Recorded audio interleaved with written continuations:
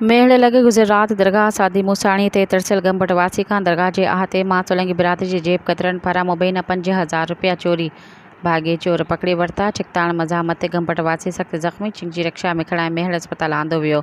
मेड़ तालका अस्पताल में सहूलियतुनि जी खोट सबबि जंहिंखे लाड़काणे अस्पताल ॾांहुं मोकिलियो वियो, जॾहिं त दरगाह सईदी मूसाणी जो गादी नशीब फ़क़ीर गुलाब पीरज़ादो खे पिणु जिस्म ऐं अख मथां शदीद ज़ख़्म रसिया, जंहिंखे तालका अस्पताल मेड़ आंदो वियो। इन मौक़े ते दरगाह सईदी मूसाणी जे फ़क़ीर गुलाब पीरज़ादो महिराणा प्रेस क्लब मेहर जे साफ़ी सां ॻाल्हाईंदे चयो त ज़ियारत ते आयल गंबट वासी खां दरगाह सईदी मूसाणी वटि चोरी जी कोशिशि कई, जिते अहिड़ी इतला मिलण ते असीं गॾिजी कुझु माण्हू दरगाह भरिसां क़ाइमु पुलिस थाणे ते चोरी जी एनसी दाख़िल करणु आयासीं त उन मौक़े ते SHO पिणु मौजूदु हो।